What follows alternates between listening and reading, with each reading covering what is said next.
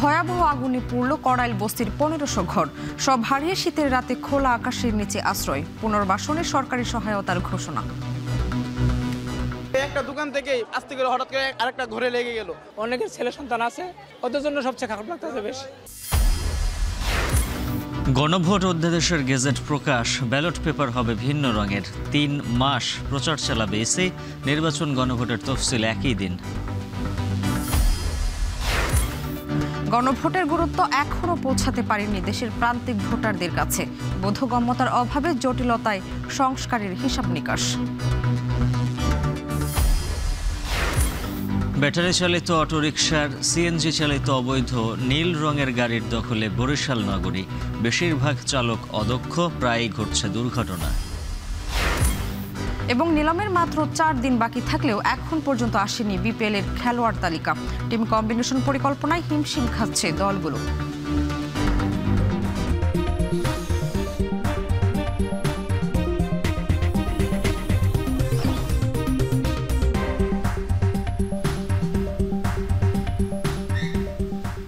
স্বাগত এখন সকালে। পুরো আয়োজনে আপনাদের সঙ্গে আছি আমরা দুজন, আমি শামিমা শাম্মী এবং আমি উজ্জ্বল হাফিজ।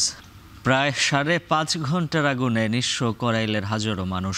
ফায়ার সার্ভিস বলছে প্রায় ১৫০০ ঘরবাড়ি ক্ষতিগ্রস্ত হয়েছে। এমন বাস্তবতায় খোলা আকাশের নিচে ঠাঁই নিয়েছেন নারী শিশুসহ অনেকেই। মঙ্গলবার রাতে ক্ষতিগ্রস্ত মানুষদের দেখতে গিয়ে খাবার বিতরণ করেন জামায়াতের আমির ডাক্তার শফিকুর রহমান। এছাড়া করাইলের আগুনে উদ্বেগ প্রকাশ করেছেন বিএনপির ভারপ্রাপ্ত চেয়ারম্যান তারেক রহমান। এদিকে অগ্নিকাণ্ডের ঘটনায় সমবেদনা জানানো হয়েছে প্রধান উপদেষ্টার পক্ষ থেকে। সাজিদ আরাফাতের প্রতিবেদনে বিস্তারিত। সর্বগ্রাসী আগুনের লেলিহান শিখা, পুড়ছে ঘর, জীবনের শেষ সম্বল, যা কিছু সঞ্চয়। সব হারিয়ে দিশেহারা করাইল বস্তির নিম্ন আয়ের মানুষ। কান্না আর আহাজারিতে ভারী আকাশ বাতাস। আমার জান স্যার, আমার কিছুই নাই, সবই শেষ। পোলা একটা ভাই না, বুড়া বড়রা হুন্ডার মুন্ডার যা চালবে সব শেষ। মঙ্গলবার বিকেল ৫টা ২২ আগুনের সূত্রপাত। বস্তির অনেকেই তখন ঘরের বাইরে কাজে ব্যস্ত। সময়ের সাথে আগুনের তীব্রতা যতটা বেড়েছে ততক্ষণে ফিরে এসে কোনো কিছুই রক্ষা করতে পারেননি কেউই। যেন চেয়ে চেয়ে দেখা ছাড়া আর কোনো উপায় নেই তাদের। ভয়াল আগুনে জীবনের সব হারিয়ে নিঃস্ব করাইলের হাজারো মানুষ। খাট আছে, টিভি আছে, তারপরে ডেক ডেস্কি মাল চাবানা ফ্যান ট্যান সব কিছু ফিরে সরকারে আছে। কিছু নাই, এই যে কিছু বাড়াইতে ছিল তাদেরও কিছু নেই, তারাও দাঁড়াই গেছে সব পাশে। মামা আগুনটা তো আমরা বাসার কাছে না, রুমের লোক লাগিয়েছে গা। আমি মামা আমার এই পরিবেশে আমার ফুলামা দিলে আমি বাইরে আয় পড়ছি। আগুন লাগার খবর পেয়ে প্রথমে যোগ দেয় ফায়ার সার্ভিসের 11টি ইউনিট। তীব্রতা বাড়লে নিয়ন্ত্রণে আনতে একে একে আসে 19টি ইউনিট। তবে সংকীর্ণ সড়ক ও জনবহুল এলাকায় কাজ করতে চরম বেগ পেতে হয় ফায়ার সার্ভিসের। প্রায় ৫ ঘন্টা পর রাত আনুমানিক ১০টা ৩৫ আগুন নিয়ন্ত্রণে আসে। ফায়ার সার্ভিস জানায় এ ঘটনায় কোনো প্রাণহানি না হলেও প্রায় ১৫০০ ঘরবাড়ি ক্ষতিগ্রস্ত হয়েছে। ঘটনা তদন্তে করা হবে ৫ সদস্যের তদন্ত কমিটি। আনুমানিক ১৫০০ ঘরবাড়ি এখানে ক্ষতিগ্রস্ত হয়েছে এবং এটা একটু সময় সাপেক্ষ। আরও এখানকার আরেকটা বিষয় যে আগুনের যে সোর্স, এই সোর্সটা আসলে বিভিন্ন জন বিভিন্ন কথা বলছেন, তবে আমাদের এটা তদন্ত সাপেক্ষে আমরা এটা বের করতে পারব। মাথা গোঁজার ঠাঁই হারিয়ে রাতে নারী শিশুসহ অনেকেই এক কাপড়ে আশ্রয় নেন খোলা আকাশের নিচে। কেউ রাস্তার পাশে, মহাখালীর টিএনটি মাঠে, কেউ বা স্থানীয় স্কুলের মাঠে অবস্থান নেন। এখন কই থাকি, কই খাই, কই কি করি, কিচ্ছুই নাই আঙ্গর। এখন কয়টা টাকা আসছিল, ঘরত হয়ে গেছিলাম, তা হাতে পুরা গেছে গা। খামুই কি দিয়ে, থালি ঘোড়াই কিনবো কি দিয়ে, কাগজ চুরি কিনবো কি দিয়ে। করাইল বস্তির আগুনের ঘটনায় উদ্বেগ প্রকাশ করে বিবৃতি দেন বিএনপির ভারপ্রাপ্ত চেয়ারম্যান তারেক রহমান। ক্ষতিগ্রস্ত পরিবারের প্রতি সমবেদনা জানান তিনি। এদিকে আগুনের ঘটনায় মঙ্গলবার দিবাগত রাত ১২টার দিকে ক্ষতিগ্রস্তদের খোঁজ নিতে যান জামায়াতের আমির ডাক্তার শফিকুর রহমান। এ সময় জামায়াতের পক্ষ থেকে ক্ষতিগ্রস্তদের মাঝে খাবার ও কম্বল বিতরণ করা হয়। তাদের তালিকা তৈরি করে কোন পরিবারকে কতটুকু সাপোর্ট দেওয়া যায় আমরা একটা সংগঠন হিসেবে আমরা সর্বোচ্চটাই চেষ্টা করব ইনশাআল্লাহ। যারা বিত্তশালী আছেন তারা যদি একটু হাত এই ক্ষতিগ্রস্ত মানুষগুলার মানবগুলার ভাই বোনগুলার দিকে যদি একটু বাড়ান তারা, তাহলে এটা তাদের অনেক বড় উপকারে লাগবে। এদিকে রাতে পুড়ে যাওয়া করাইল পরিদর্শনে আসেন ঢাকা জেলা প্রশাসক ও ঢাকা উত্তর সিটি কর্পোরেশনের প্রশাসক। এ সময় আগুনে ক্ষতিগ্রস্তদের মাঝে শুকনো খাবার, জামাকাপড় ও প্রাথমিক চিকিৎসা সহায়তার কথা বলেন তারা। সকল পার্ক এবং রাস্তাগুলো উন্মুক্ত করে দিয়ে গুলশানের লোকজন কিন্তু অলরেডি শুকনো খাবার দিচ্ছে ওপাশ থেকে। এখানে স্কুলের মাঠে যারা আছেন তাদের খাবারের বন্দোবস্ত, যারা রাজনীতি করেন তারা অলরেডি খাবার দিচ্ছেন। কালকে সকালবেলাও খাবার দেওয়া হবে এবং দুপুরেও দেওয়া হবে এবং এটা কন্টিনিউ হবে। সমন্বয়ের মাধ্যমে আমরা যেটা নিশ্চিত করতে চাই যে যারা সত্যিকারভাবে এখানে ক্ষতিগ্রস্ত হয়েছে তাদের যে প্রয়োজনীয়তা সেটা যেন নিশ্চিত করা যায়, তারা যেন যে আনকেয়ার্ড না থাকে। ভয়াবহ আগুনে পুড়ে বহু পরিবার নিঃস্ব হওয়ার ঘটনায় উদ্বেগ ও সমবেদনা প্রকাশ করেছেন প্রধান উপদেষ্টা। রাতে এক বার্তায় আহতদের দ্রুত আরোগ্য কামনার পাশাপাশি ক্ষতিগ্রস্তদের পুনর্বাসনে সরকারের পক্ষ থেকে সহায়তা নিশ্চিত করবে বলে জানান তিনি। সাজিদ আরাফাত, এখন, ঢাকা। উপদেষ্টা পরিষদের বৈঠকে অনুমোদনের পর গণভোট অধ্যাদেশ জারি করেছে সরকার। মঙ্গলবার রাতে আইন মন্ত্রণালয়ের লেজিসলেটিভ ও সংসদ বিষয়ক বিভাগ থেকে অধ্যাদেশের গেজেট জারি করা হয়। অধ্যাদেশ অনুযায়ী জাতীয় সংসদ নির্বাচনের সঙ্গে একই দিনে আয়োজন করা হবে গণভোট। গেজেটে বলা হয়, ত্রয়োদশ জাতীয় সংসদ নির্বাচনের জন্য যেসব ভোট কেন্দ্র নির্ধারণ করা হবে সেসব ভোট কেন্দ্রে গণভোট অনুষ্ঠিত হবে। এছাড়া আগামী জাতীয় সংসদ নির্বাচনে রিটার্নিং অফিসার ও সহকারী রিটার্নিং অফিসাররাই গণভোটের দায়িত্ব পালন করবে। গেজেট অনুযায়ী জাতীয় সংসদ নির্বাচনের ভোটাররা গণভোটের ভোটার হবেন। ভোটাররা জাতীয় নির্বাচনের পাশাপাশি নির্বাচন কমিশনের সরবরাহ করা গণভোটের ব্যালটে হ্যাঁ কিংবা না ভোট দিতে পারবেন। ভোট গ্রহণ শেষে দ্রুত ভোট গণনা এবং ফলাফল প্রস্তুত করে রাজনৈতিক দলগুলোর প্রতিনিধির সামনে প্রকাশ করা হবে।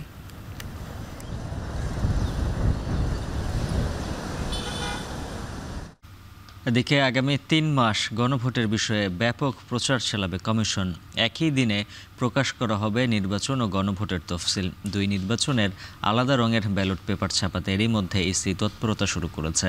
এর আগে উপদেষ্টা পরিষদে গণভোট অধ্যাদেশ আকারে অনুমোদন দেওয়া হয়। মঙ্গলবার বিকেলে রাজধানীর ফরেন সার্ভিস একাডেমিতে বৈঠকের বিস্তারিত তুলে ধরেন আইন উপদেষ্টা ও ইসি সচিব।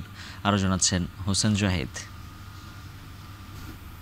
গণভোট অধ্যাদেশ 2025-এর খসড়া নীতিমালার অনুমোদন দিয়েছে অন্তর্বর্তী সরকারের উপদেষ্টা পরিষদ। মঙ্গলবার সকালে প্রধান উপদেষ্টার সভাপতিত্বে অনুষ্ঠিত বৈঠকে এর অনুমোদন দেওয়া হয়।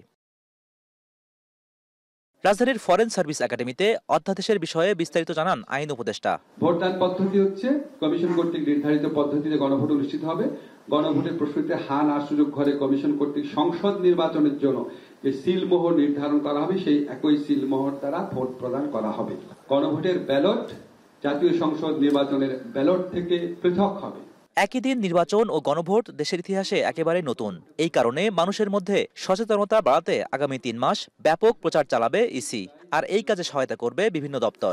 আরেকটা বিধান আছে, সেটা হচ্ছে এই গণভোট অনুষ্ঠান ভালোভাবে সম্পন্ন করার জন্য নির্বাচন কমিশনকে যে কোনো ধরনের প্রয়োজনীয় বিধি, নির্দেশাবলী এবং পরিপত্র প্রণয়ন করার ক্ষমতা প্রদান করা হয়েছে। এদিকে নির্বাচনী প্রস্তুতির সবশেষ তুলে ধরেন ইসি সচিব। বলেন, নির্বাচন গণভোটের তফসিল একই সাথে ঘোষণা করা হবে। নির্বাচনের ব্যালট হবে সাদা কালো, আর গণভোটের ক্ষেত্রে রঙিন কাগজের ওপর দৃশ্যমান যে কোনো কালির বিষয়ে ভাবছে কমিশন। আমরা এখন ভোটার তালিকা আমরা প্রিপেয়ার করছি।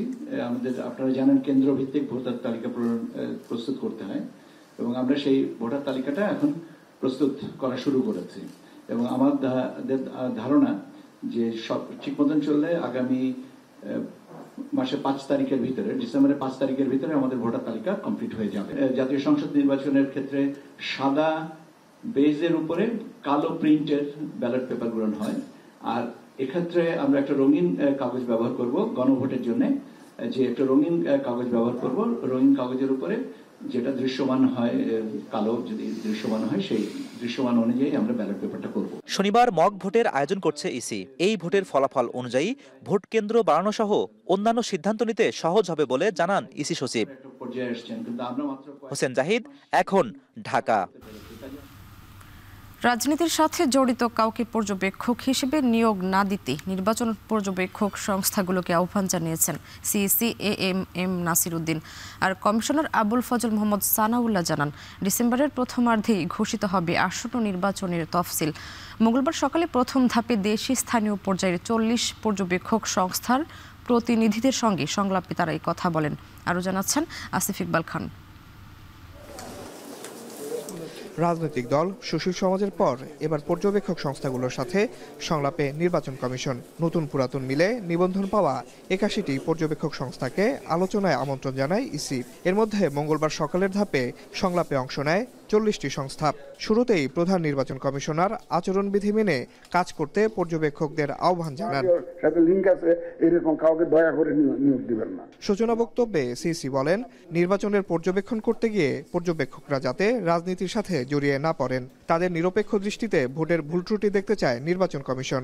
যাদেরকে নিয়োগ করবেন প্লিজ চেক করবেন যে তারা কোনো রাজনীতির সাথে কোনো জড়িত আছে কিনা, কোনো রাজনীতির সাথে জড়িত লিঙ্ক, কোনো পার্টির সাথে জড়িত মিছিল মিটিং এ গিয়েছে বা জড়িত আছে, কোনো পার্টির সাথে লিঙ্ক আছে, এরকম কাউকে দয়া করে নিয়োগ দিবেন না। আমাদের যদি ম্যানেজমেন্টে কোনো গ্যাপস থাকে এবং আমাদের যদি কোনো প্রসিডিউরাল ল্যাপস থাকে, এটা যদি আমরা রিফর্ম করতে চাই, আপনাদের report will be very important. সংলাপে কমিশনার সানাউল্লাহ জানান, ডিসেম্বরের প্রথমার্ধে ঘোষণা করা হবে ত্রয়োদশ জাতীয় সংসদ নির্বাচনের তফসিল। এই নির্বাচন দেশের ইতিহাসে সবচেয়ে স্বচ্ছ নির্বাচন হবে বলেও আশা প্রকাশ করেন তিনি। তাই অতীতে যে খারাপ অভিজ্ঞতা হয়েছে তার পুনরাবৃত্তি না করার তাগিদ তার। অতীতে যে খারাপ উদাহরণ সৃষ্টি হয়েছে, এই ধরনের উদাহরণ আমরা সৃষ্টি করতে চাই না, কোনো অবস্থাতে নয়। সবচেয়ে স্বচ্ছ নির্বাচন হতে যাচ্ছে 2026 সালে, নিশ্চিত থাকেন। এবং এই স্বচ্ছতার ব্যত্যয় যারা ঘটাবে তাদেরকে নির্বাচন কমিশন ন্যূনতম ছাড় দিবে না।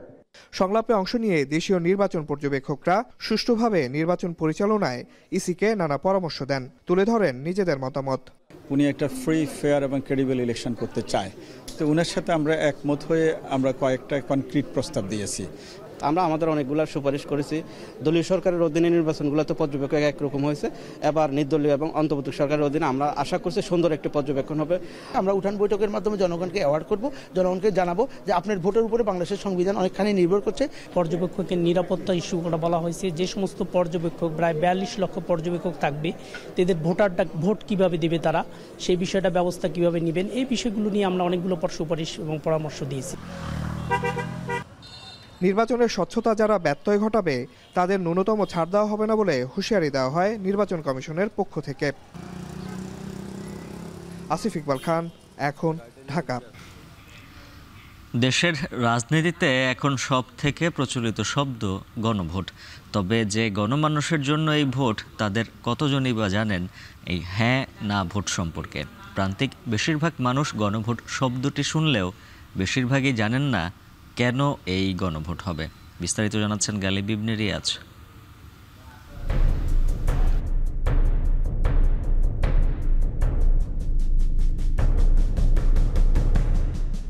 জুলাই পরবর্তী সময়ে শহরের দেয়ালে দেয়ালে কেন রাষ্ট্রকে মেরামতের এত কথা?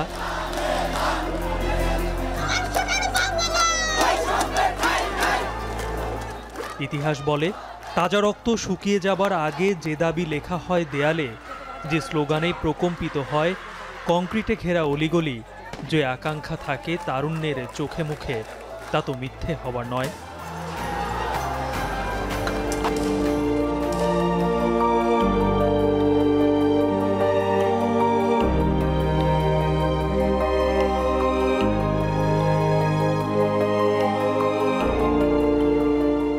তবে কেন বছর না পেরোতেই সব ফিকে হয়ে যায়? কেন সব ফেলে আবারও ফিরে আসে মেনে নেয়ার অভ্যেস?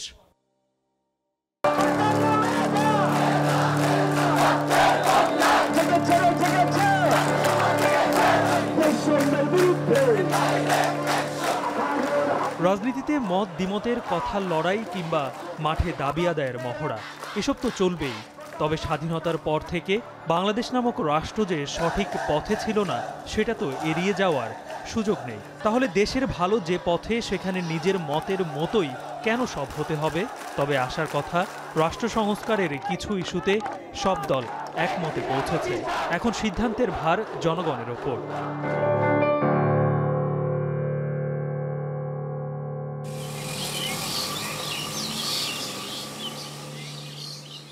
জুলাই সনদে পিয়ারের মতো জটিল ইস্যু হয়তো অনেকেই বোঝে না, কিংবা সাধারণ মানুষ জানেও না এই সংস্কার তার জীবনে কি পরিবর্তন আনবে। তবে এমন কিছু বিষয় আছে, এই যেমন বিভাগীয় শহরে উচ্চ আদালত, স্বাধীন প্রক্রিয়ায় পিএসসির নিয়োগের মতো সংস্কার মানুষের জীবনের সাথে সরাসরি জড়িত।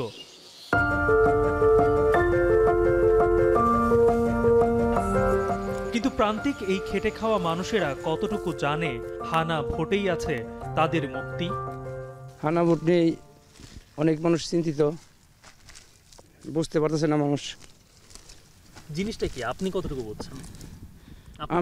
আমি এখনো বুঝিনি ভাই। না ভাই, এই পর্যন্ত কোনো কিছু শুনি নাই। 10 জনের যেদিকে যায় আমিও সেদিকে যাব। মাঠে ঘাটে কাজ করে খাই, অত নির্বাচন উপলক্ষে আমরা কি হয় না হয় আমরা বুঝতে পারি না।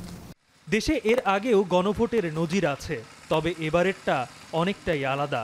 দিন আনা দিন খাওয়া সহজ সরল মানুষের কাছে গণভোট মানে হচ্ছে দেশের যেটা ভালো হবে সেখানেই ভোট দিবেন। গণভোট নিয়ে এখন কথা হইতেছে, শুনছেন নাকি কোনো কিছু? শুনতেছি আওয়ামী লীগ আর বিএনপি এই যে মুর্শিদ দল খেলাইছে। গণভোট নিয়ে কোনো কিছু শুনেন নাই যে আগামী নির্বাচনে হা না ভোট দিতে হবে? শুনছেন আপনারা? না, হানা ভোট এখনো শুনি নাই। হানা ভোট এখনো শুনি না, আমরা জানি যে হয়তো সেন্টারে যাইয়া সুস্থভাবে ভোট দেওয়া যাইব। আমি শুনছি যে মোবাইলে দেখি। কি মানে কতটুকু শুনছেন? শুনছি যে হানা ভোট হবে, নির্বাচন কমিশন বলল যে এক খরচেই 2টা। যে দেশের মূল ভোটারের বড় অংশ এখনো অক্ষর জ্ঞানহীন, অন্যের কথায় যারা হানা মাথা নাড়ায় তাদের হাতে তুলে দেওয়া হয়েছে কালিতে ছাপা একগুচ্ছ শব্দ ধাঁধা। নিজ থেকে যা সে পড়তেও পারে না, তাহলে কে বোঝাবে তাকে গণভোটের গুরুত্ব? ওটা আমি করলাম না, আমরা সারাদিন চকে পাতে মাঠে থাকি, বুঝেন নাই? আমরা মাঠে থাকি, দিন ভরে মাঠে থাকি, টাইম হলে কটা খাই, আবার সন্ধ্যার সময় শুয়ে পড়ি। আমরা নিরীহ মানুষ, যে ভোটে খারাইব সবাই যাইব ভোট দিবে, আমরাও যাম ভোট দিবের লিগে। আগের যে কোনো ভোট ছিল আর এখন যে কোনো ভোট আকাশ পাতাল বান্টু শুরু। যেরকম আইনটা চলছে সেরকম কিন্তু আর চলবো না। নতুন একটা আইনের ইয়াতে পৃথিবীটা দুনিয়াটা এখন চলবে। আমি তো ওই সম্বন্ধে কিছু জানাই নাই, বুঝাই নাই, আমরা মাত্র শুনি হ্যাঁ বা না একটা ভোট আসবে। যারা একটু বোঝেন তাদের মাঝেও আছে মিশ্র প্রতিক্রিয়া। এখনো অনেক কিছু বোঝার বাকি আছে বলেও মনে করেন তারা। গণভোট করবে, ভোটের সংসদ নির্বাচন দিন হবে ওই দিনই হবে। অন্যের সাথে পরামর্শ করবো, দেখবো, বুঝবো কেমনে কি হানা অর্থ কি, হানা কেমনে কি করলে কি হবে, এটা যাই না শুনে তারপরে আমি সেটা কি করবো। গণভোট নিয়ে রাজনৈতিক দলগুলোর মধ্যে সংলাপ এখনো চলমান, তবে সবকিছু ঠিক থাকলে হয়তো আসছে নির্বাচনেই গণভোট যুক্ত হতে যাচ্ছে। কিন্তু এই হানা ভোট নিয়ে প্রান্তিক মানুষের ধারণা কতটুকু? আসল সত্য হচ্ছে ধারণা খুবই কম, আর সেই কম ধারণা নিয়েই যদি গণভোট অনুষ্ঠিত হয় তবে গণভোটের আসল যে উদ্দেশ্য সেটি কতটুকু সফল হবে? গালিব ইবনে রিয়াজ, এখন মানিকগঞ্জ। চুয়াডাঙ্গায় বাড়ছে শীতের তীব্রতা, দিন যতই যাচ্ছে কমে আসছে তাপমাত্রা। সন্ধ্যার পর থেকে সকাল পর্যন্ত কখনো হালকা কখনো ঘন কুয়াশায় ঢেকে থাকছে রাস্তাঘাট। এ নিয়ে বিস্তারিত জানাতে চুয়াডাঙ্গা থেকে যুক্ত হচ্ছেন অনিক চক্রবর্তী। অনিক, চুয়াডাঙ্গায় শীতের তীব্রতা কেমন দেখছেন আর তাপমাত্রা কেমন বিরাজ করছে? শাম্মী, গত কয়েকদিন যাবতই কিন্তু চুয়াডাঙ্গার যে তাপমাত্রা, সে তাপমাত্রা কিন্তু নিচে নামতেই থাকছে। এবং গত কয়েকদিনের চিত্র যদি বলি, যে সকাল এবং সন্ধ্যার পরেই কিন্তু আসলে এই ঠান্ডা বাতাসের মাত্রা যত বাড়ছে, শীতের প্রকোপ কিন্তু ততটাই বাড়ছে। আজ সকাল থেকেই কিন্তু হালকা কুয়াশায় ঢাকা পড়ে চারিদিক। এরপর পরে কিন্তু কুয়াশা কেটে গেলেও বাতাসের যে তীব্রতা সেটি বেশি থাকায় শীত কিন্তু বেশি অনুভব হচ্ছে। পাশাপাশি বেলা বাড়লে সূর্যের দেখা মিললেও সামনে ঠান্ডা কিন্তু অনুভব থাকছে। সন্ধ্যার পরে এই ঠান্ডার মাত্রা আরও বেড়ে যাচ্ছে। সাধারণ মানুষের উপস্থিতি রাস্তাঘাটে কিন্তু অনেকটাই কমে যাচ্ছে। বিশেষ করে গ্রামগঞ্জের হাটগুলোতে যে দোকানগুলো রয়েছে, সেই দোকানগুলো কিন্তু সন্ধ্যার পরপরই বন্ধ হয়ে যাচ্ছে। মানুষজনের আনাগোনা কিন্তু অনেকটাই কম। আবহাওয়া অফিস বলছে যে এখন যে তাপমাত্রা, সেই তাপমাত্রা প্রতিদিনই কিন্তু কমতে থাকবে, অর্থাৎ এই মাসে তাপমাত্রা অনেকটাই নিচে নেমে আসবে। আগামী মাসে কিন্তু শীতের যেই প্রকোপ, সেই শীতের প্রকোপ এবং বেশ কয়েকটি শৈত্যপ্রবাহ রয়েছে চুয়াডাঙ্গার উপর দিয়ে, কিন্তু সেই শৈত্যপ্রবাহ বয়ে যাবে। বিশেষ করে এই শীত বাড়ার ফলে নিম্ন আয়ের যারা মানুষ আছে, খেটে খাওয়া যারা মানুষ আছে, তারা কিন্তু আসলে দুর্ভোগে পড়েছে, তাদের কিন্তু আয়ের উৎসে কিন্তু ভাটা পড়েছে শাম্মী। পাশাপাশি একটা বিষয় জানিয়ে রাখি যে শাম্মী, শীত বাড়ার ফলে হাসপাতালগুলোতেও কিন্তু রোগীর সংখ্যা বাড়ছে, বিশেষ করে শিশু রোগীর সংখ্যা বাড়ছে। সদর হাসপাতাল ছাড়াও স্বাস্থ্য কমপ্লেক্সগুলোতেও কিন্তু শীতজনিত রোগীর সংখ্যা প্রতিনিয়ত বাড়ছে। এই মুহূর্তে আসলে সবথেকে প্রভাব যেটি পড়েছে সেটি হচ্ছে বাজারে। ব্যবসায়ীরা বলছে যে বেলা বাড়লেও আসলে সাধারণ যারা ক্রেতা আছে সেই ক্রেতার উপস্থিতিও কিন্তু অনেকটাই কম। পাশাপাশি আবহাওয়া অফিস এই মুহূর্তে যেই খবরটি বলছে, আবহাওয়া অফিস বলছে যে তাপমাত্রা প্রতিনিয়তই আসলে কমতে থাকবে। তো শাম্মী, শীত পরিস্থিতি নিয়ে চুয়াডাঙ্গা থেকে আমার কাছে এই ছিল সবশেষ। শাম্মী, শীতের আরো খবর জানাতে মেহেরপুর থেকে যুক্ত হচ্ছেন মুজাহিদ আল মুন্না। মুন্না, মেহেরপুরে শীতের আমেজ কেমন দেখছেন আর তাপমাত্রা কেমন পড়ছে?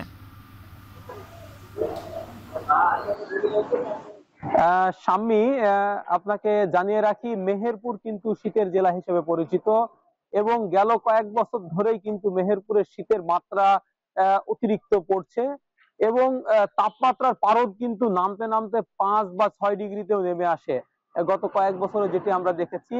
তবে এই বছরের শুরু থেকেই কিন্তু আমরা শীতের আমেজ লক্ষ্য করছি। বিশেষ করে এবার কিন্তু শীত একটু আগে ভাগে এসেছে।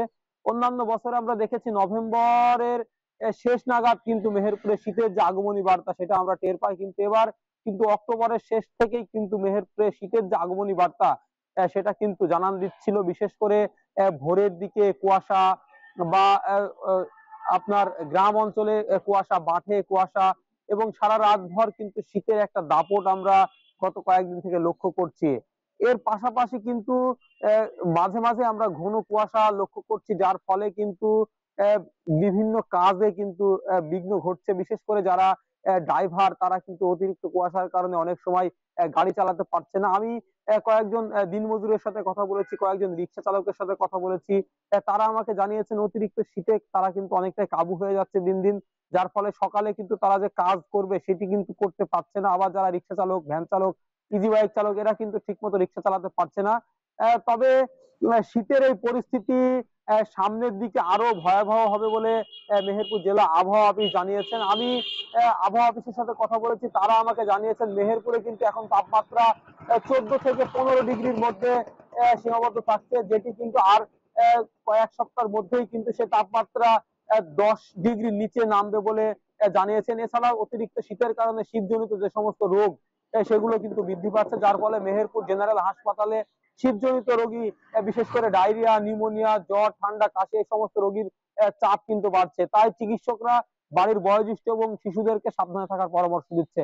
শাম্মী, এই ছিল আমার কাছে মেহেরপুরের শীত পরিস্থিতি। শীতের খবর জানাচ্ছিলেন মেহেরপুর ও চুয়াডাঙ্গা থেকে সহকর্মীরা। এদিকে শীতের আগমনে সরগরম সিরাজগঞ্জের কাজীপুরের কম্বলপল্লী। প্রতিটি কারখানায় বেড়েছে কম্বল তৈরির ব্যস্ততা। দাম কম আর মান ভালো হওয়ায় কম্বলের চাহিদাও দেশব্যাপী। কম্বলপল্লীতে 100 টাকা থেকে শুরু করে 6000 টাকার কম্বল পাওয়া যায়। চলতি শীত মৌসুমে 100 কোটি টাকার বেশি কম্বল বিক্রির আশা করছেন ব্যবসায়ীরা। রিফাত রহমানের প্রতিবেদন আর ছবি তুলেছেন ইমরান শেখ।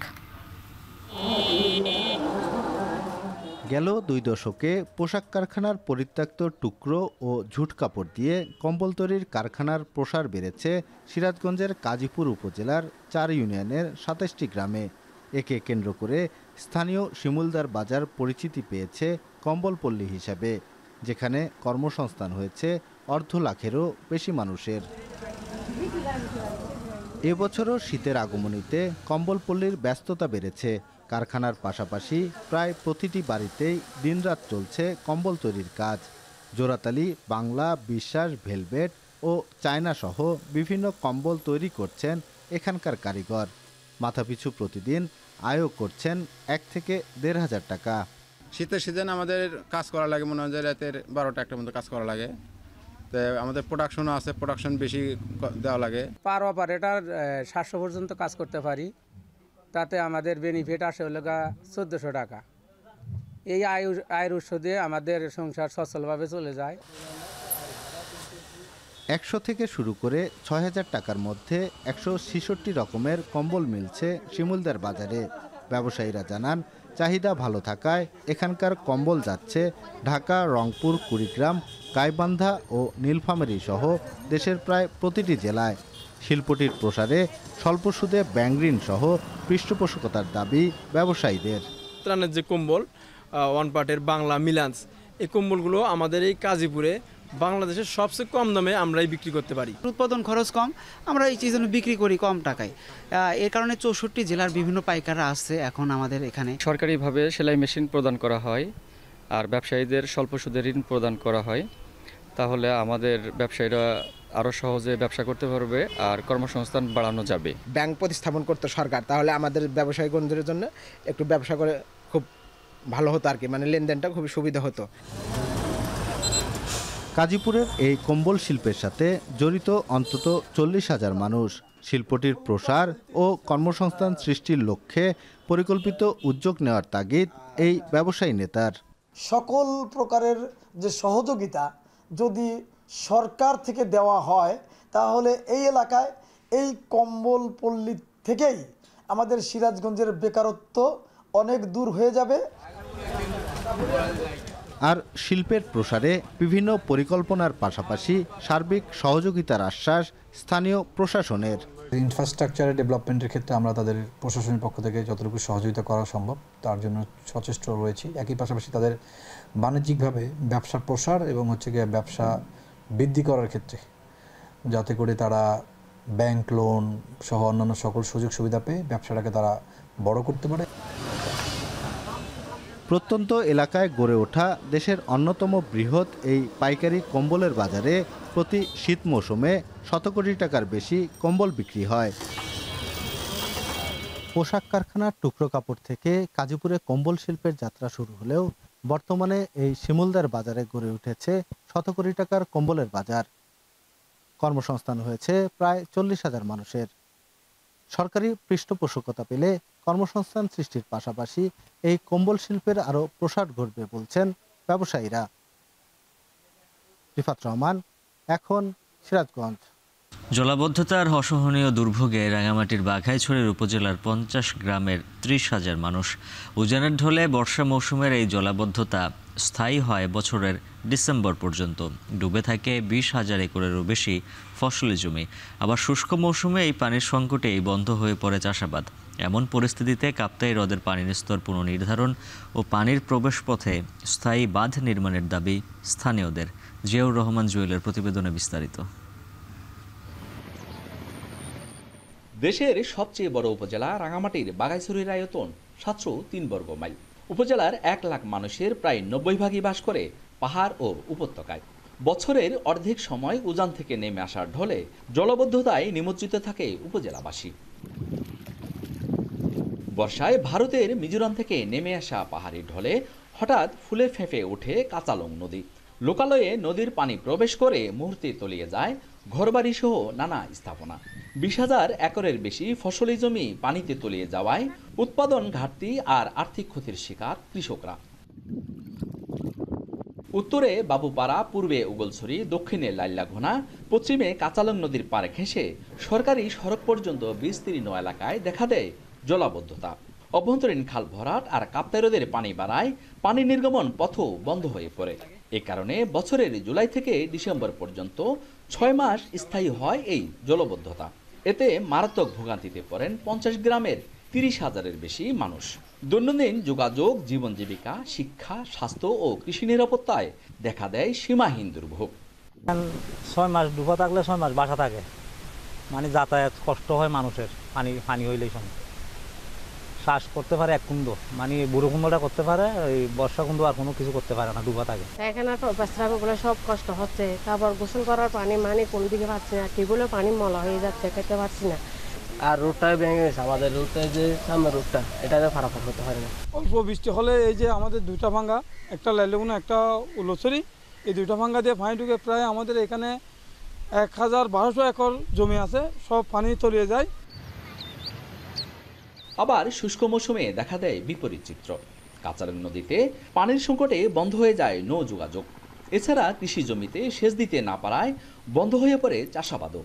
কাঁচালং নদী বরাটনের কারণে হালকা বৃষ্টি, বর্ষার মৌসুমে বৃষ্টি আসলে নদীর পানি উঠে আমাদের ফসলাদি অনেক নষ্ট হয়, আমরা অনেক ক্ষয়ক্ষতি হয়ে যাই। আমাদের ক্ষেতগুলা পানির অভাবে নষ্ট হয়ে যায়, ওই সময় নষ্ট হবে না, আমরা টাকাটা ওই তুলতে পারবো। আমরাও মনে করেন যে কি চাষবাস করে সুখে দুগা ভাত খাইতে পারবো। সরকারের কাছে হইলে এই আবেদন আমার। এদিকে কাঁচালং নদীতে ড্রেজিং, ভাঙা অংশে স্থায়ী বাঁধ নির্মাণ ও কাপ্তাই রোধে পানির উচ্চতা নিয়ন্ত্রণে ব্যবস্থা নেওয়ার আশ্বাস জেলা প্রশাসকের। কাঁচালং নদীতে যে অংশটা বলেছেন সেটাও আমরা সংশ্লিষ্ট কর্তৃপক্ষ, যে বিশেষ করে পানি উন্নয়ন বোর্ড এটা কাজ করছেন, আমরা প্রজেক্ট কর্তৃপক্ষের সাথে কথা বলবো যাতে তারা আপনারা যে সমস্যাটা উত্থাপন করেছেন সেই বিষয়টাও যাতে তারা তাদের প্রজেক্টে যে ডিপিপি প্রণয়ন করা হবে সেখানে যাতে এটাকে অ্যাড্রেস করা হয় সে বিষয়ে আমি তাদের দৃষ্টি আকর্ষণ করব। দ্রুতই স্থায়ী সমাধানের মাধ্যমে জলাবদ্ধতা নিরসন করবে প্রশাসন, এমনটাই আশা স্থানীয়দের। 65 বছরের পুরনো এই কাপ্তাই হ্রদের তলদেশ দখল, দূষণ আর পলিজমে ভরাট হলেও ড্রেজিং হয়নি একবারও। এই বাস্তবতায় দুর্ভোগ রোধে কাপ্তাই হ্রদের পানির স্তর সর্বোচ্চ 105 ফুট নির্ধারণ, ভাঙা অংশে স্থায়ী বাঁধ নির্মাণ আর কাঁচালং নদী ও অভ্যন্তরীণ খাল খননের দ্রুত বাস্তবায়ন চান বাঘাইছড়ির বাসিন্দারা। জিয়াউর রহমান জুয়েল, এখন রাঙামাটি। ব্যাটারি চালিত অটো রিকশা ও সিএনজি চালিত অবৈধ নীল রঙের গাড়ির দখলে বরিশাল নগরী। শারীরিক শ্রম না থাকা এসব যানবাহনকে জীবিকা হিসেবে নিয়েছেন সব বয়সীরা। বেশিরভাগ চালক অদক্ষ হওয়ায় সড়কের বাঁকে বাঁকে ঘটছে ছোট বড় দুর্ঘটনা, প্রায়ই লেগে থাকে যানজট। যোগাযোগ বিশেষজ্ঞরা বলছেন অবৈধ যানবাহন বন্ধে ব্যবস্থা নেওয়া জরুরি। বিস্তারিত জানাচ্ছেন ফিরদাউস সোহাগ, আর ছবি তুলেছেন মাহমুদুর নবী। সজীব নামের এই রিকশা চালকের বয়স 20-এরও কম। বরিশাল নগরীর এক প্রান্ত থেকে আরেক প্রান্তে দাপিয়ে বেড়ায় ব্যাটারি চালিত রিকশা নিয়ে। শারীরিক পরিশ্রম না থাকায় গাড়ির চাকা ঘোরে বেপরোয়া গতিতে। শারীরিক কসরত ছাড়াই জীবিকার এমন লোভনীয় উপায় পেয়ে আরও বেপরোয়া সজীবের মতো হাজার হাজার রিকশা চালক। সড়কের বাঁকে বাঁকে বাড়ায় আতঙ্ক। নগরীর সড়কগুলো দখলে গেছে ব্যাটারি চালিত অটোরিকশা, হলুদ অটোরিকশা ও সিএনজি চালিত মেয়াদ উত্তীর্ণ নীল রঙের গাড়ির। মাত্র 72,000 টাকায় মেলে ব্যাটারি চালিত অটোরিকশা এবং হলুদ অটোরিকশা মেলে 2.5 লাখ টাকায়। দিন দিন সড়কে এই যানের সংখ্যা বাড়ায়, প্রায় লেগে থাকে যানজট। নিয়ম নীতি না মানায় প্রতিদিন ঘটছে ছোট বড় দুর্ঘটনা। গাড়িগুলো যতটা রানিং, ব্রেক ততটা হার্ড না, দক্ষতার অভাবে আর গাড়ির ত্রুটির কারণে এই দুর্ঘটনাগুলো যেগুলো ঘটে। কেউ আছে 12 থেকে 18 বছরের বয়সী বাচ্চারা, তারা গাড়ি চালায়, এরা বেপরোয়াভাবে গাড়ি চালায়। এরা উড়াদুরা গাড়ি চালায় যা মানুষের জন্য বিপদ এবং অত্যন্ত ঝুঁকিপূর্ণ। তাই এগুলো নিয়ন্ত্রণ করার জন্য পদক্ষেপ নেওয়া উচিত। 2002 সালে বরিশাল সিটি কর্পোরেশনে উন্নীত হওয়ার পর থেকেই দিন দিন বেড়েছে মানুষ ও যানবাহনের সংখ্যা। এর মধ্যে অবৈধ যানবাহনের পরিমাণই বেশি বলে দাবি বিআরটিএ কর্মকর্তার। 40,000 অধিক অবৈধ যানবাহন চলাচল করে। এই 40,000 মধ্যে 20,000 অধিক হচ্ছে ব্যাটারি চালিত ইজি বাইক এবং 15,000 অধিক হচ্ছে ব্যাটারি চালিত রিক্সা। বাকি যে যানবাহনগুলো অবৈধ সেগুলো হচ্ছে প্রতিদিন মেট্রোপলিটন এলাকার বাইরের থেকেই সব মেট্রোপলিটন এরিয়া ঢোকে এবং সন্ধ্যা নাগাদ তারা বেরিয়ে যায়। নগরীর সদর রোড, চকবাজার, বাজার রোড, বাংলা বাজার, নথুল্লাবাদ, রূপাতলী সহ বিভিন্ন অলিগলিতে যানবাহনগুলো বাড়ায় আতঙ্ক। অবৈধ এসব যানবাহন সরিয়ে বৈধ ও নিরাপদ বাহন আনার পরামর্শ যোগাযোগ বিশেষজ্ঞদের।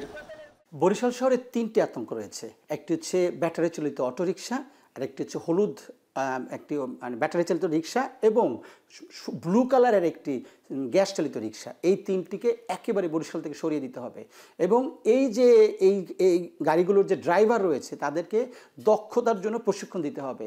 আমরা যদি এই রোডগুলোকে সম্প্রসারণের ব্যবস্থা নিই এবং একই সাথে যদি ইমার্জেন্সি লেন যেখানে হচ্ছে যে অ্যাম্বুলেন্সগুলো চলতে পারবে, তাছাড়াও যদি আমরা কিছু এক্সট্রা রোড কানেক্টেড করি যেটাকে আমরা ফিডার রোড হিসেবে চিনি, তাহলে দেখা যাবে যে আমাদের ট্রাফিক অ্যাক্সিডেন্টের রেট অনেকাংশেই হচ্ছে আমরা কমাতে পারবো। স্বল্প আয়ের মানুষ জড়িত থাকায় জোর ব্যবস্থা নিতেও বিপাকে পড়তে হয় পুলিশকে। এই অবৈধ গাড়িগুলো সম্পূর্ণ তুলে দিলে হয়তো, কিন্তু তুলে দেওয়ার মতো পরিস্থিতি কিন্তু বরিশালে নাই, কারণ এতে এত নিম্ন আয়ের এত বেশি সংখ্যক জনসম্পৃক্ততা আছে যে এইটা যদি আমি তুলে দিই তাহলে একটা খুব বেশি খারাপ ইফেক্ট করবে। বরিশাল বিআরটি এর তথ্য অনুসারে মেট্রো এলাকায় বর্তমানে 40,000-এর বেশি অবৈধ যানবাহন চলাচল করে। এর মধ্যে 20,000 ব্যাটারি চালিত ইজি বাইক এবং 15,000-এর বেশি ব্যাটারি চালিত অটোরিকশা। ব্যাটারি চালিত অটোরিকশা কিংবা হলুদ অটোরিকশা দুটোরই সর্বোচ্চ গতি 45 থেকে 50 কিলোমিটার। ব্যাটারি চালিত রিকশায় সর্বোচ্চ গতি তোলা যায়, কিন্তু নিয়ন্ত্রণের সময় ঘটে বিপত্তি। এর অন্যতম কারণ নিম্নমানের ব্রেকিং সিস্টেম। অন্যদিকে হলুদ অটোরিকশায় অদক্ষ চালকের বেপরোয়া গতির কারণেই ঘটছে দুর্ঘটনা, এমনটি জানিয়েছেন চালকরাই। ফিরদাউস সোহাগ, এখন, বরিশাল। চট্টগ্রামে অ্যাডভোকেট সাইফুল ইসলাম আলিফ হত্যাকাণ্ডের বিচারে কাঙ্ক্ষিত অগ্রগতি নেই।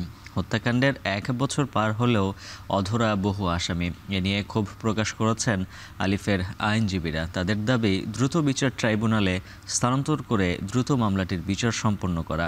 গেল বছর ইসকন নেতা চিন্ময় কৃষ্ণের জামিন শুনানি ঘিরে সৃষ্ট নাশকতায় অ্যাডভোকেট আলিফকে কুপিয়ে হত্যা করেন ইসকন সমর্থকরা। আরও জানাচ্ছেন শোয়েব রহমান।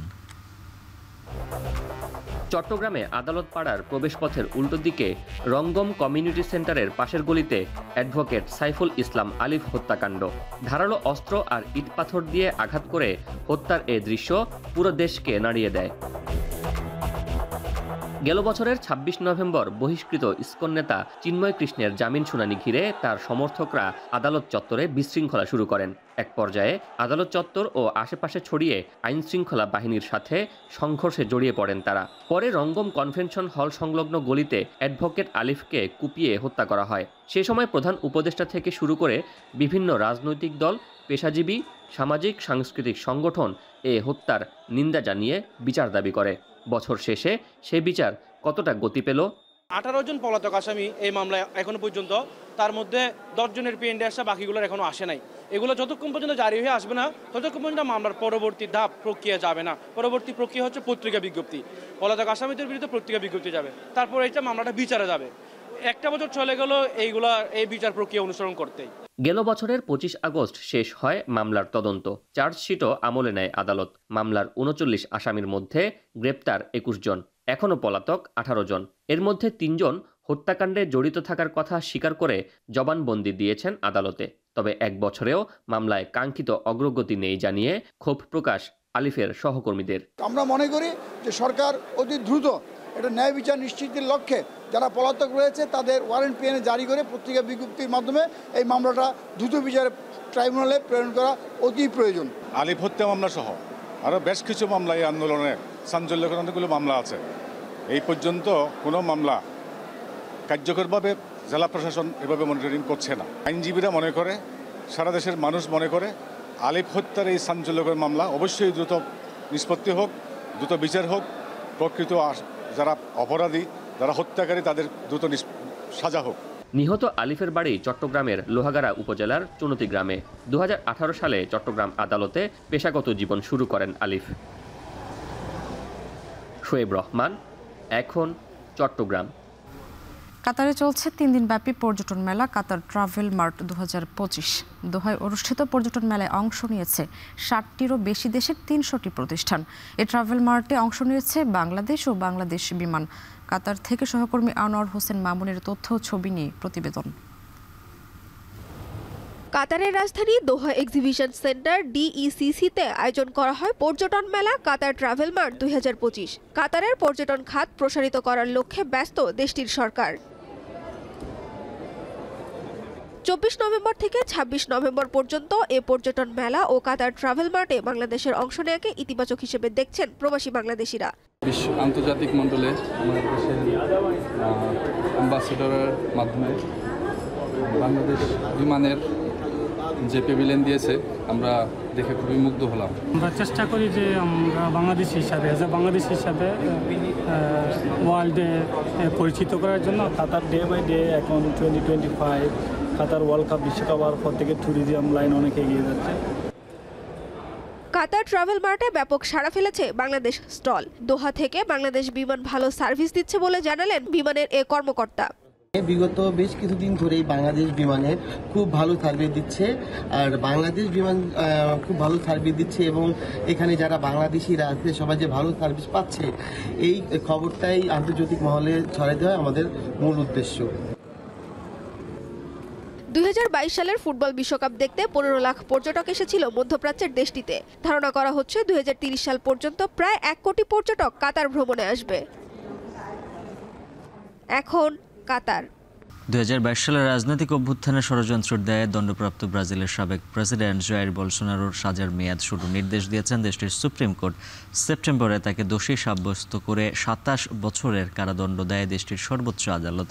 আপিলের সুযোগ থাকায় তাৎক্ষণিকভাবে রায় কার্যকর শুরু হয়নি। তবে বলসোনারোর আইনজীবীরা দ্বিতীয় দফায় রায়ের বিরুদ্ধে আপিল দায়েরের অস্বীকৃতি জানানোয় মঙ্গলবার এটি কার্যকরের নির্দেশ দেন আদালত। গত শনিবার ব্রাজিলের সাবেক প্রেসিডেন্টকে গ্রেফতার করে ফেডারেল পুলিশ। এদিকে বলসোনারোর কারাদণ্ড আদেশের পর ব্রাজিলের ফেডারেল আদালতের সামনে উল্লাস করেন বিরোধীরা। তবে তার পক্ষেও স্লোগান ও প্ল্যাকার্ড প্রদর্শন করেন অনেক ভক্ত সমর্থক। অন্যদিকে রায়ের প্রতিক্রিয়ায় বলসোনারোর ছেলে জানান, পুলিশি হেফাজতে মানসিক নির্যাতনের শিকার তার বাবা। তার অভিযোগ, ব্রাজিলের রাজনীতি থেকে তাকে সরানোর পায়তারা করছে একটি মহল।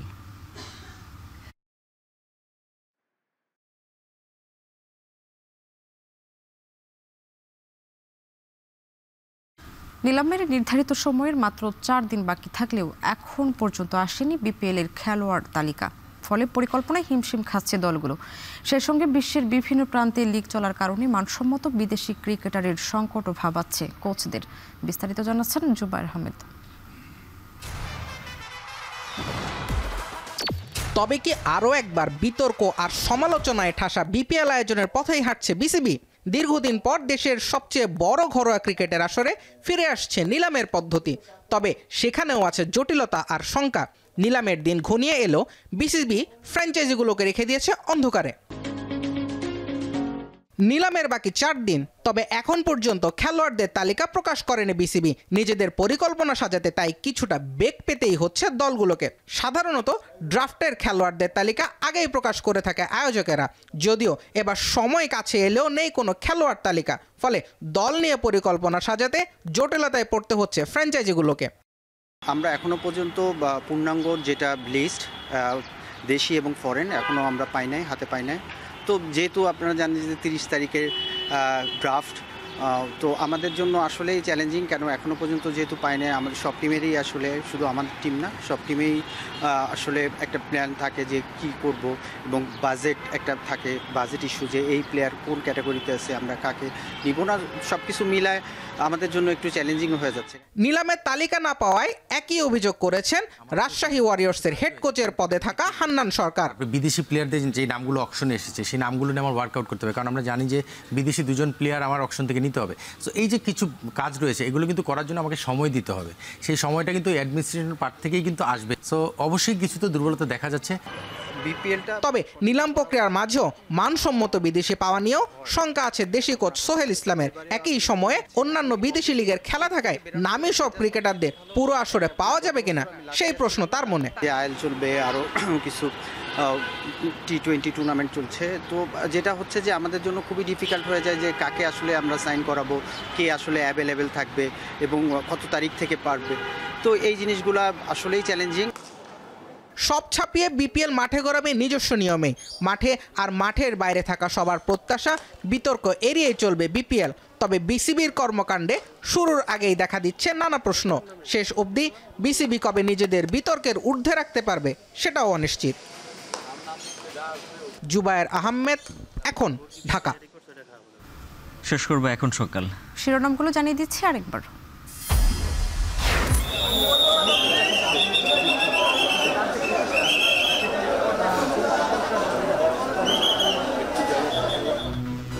ভয়াবহ আগুনে পুড়ল কড়াইল বস্তির 1500 ঘর। সব হারিয়ে শীতের রাতে খোলা আকাশের নিচে আশ্রয়। পুনর্বাসনে সরকারি সহায়তার ঘোষণা। একটা দোকান থেকে আস্তে করে হঠাৎ করে আরেকটা ঘরে লেগে গেল। অনেকের ছেলে সন্তান আছে, ওদের জন্য সবচেয়ে খারাপ লাগতেছে বেশ। গণভোট অধ্যাদেশের গেজেট প্রকাশ। ব্যালট পেপার হবে ভিন্ন রঙের। 3 মাস প্রচার চালাবে ইসি। নির্বাচন গণভোটের তফসিল একই দিন। গণভোটের গুরুত্ব এখনও পৌঁছাতে পারেনি দেশের প্রান্তিক ভোটারদের কাছে। বোধগম্যতার অভাবে জটিলতায় সংস্কারের হিসেব নিকাশ। ব্যাটারি চালিত অটোরিকশা আর সিএনজি চালিত অবৈধ নীল রঙের গাড়ির দখলে বরিশাল নগরী। বেশিরভাগ চালক অদক্ষ, প্রায়ই ঘটছে দুর্ঘটনা। এবং নিলামের মাত্র 4 দিন বাকি থাকলেও এখন পর্যন্ত আসেনি বিপিএল এর খেলোয়াড় তালিকা। টিম কম্বিনেশন পরিকল্পনায় হিমশিম খাচ্ছে দলগুলো। এই ছিল এখন সকালে। এখন টেলিভিশন ওয়েবসাইটে দেখতে ভিজিট করুন www.ekon.tv। ফেসবুকে দেখুন facebook.com/tv.ekon আর সরাসরি ইউটিউবে দেখুন youtube.com/c/ekontv।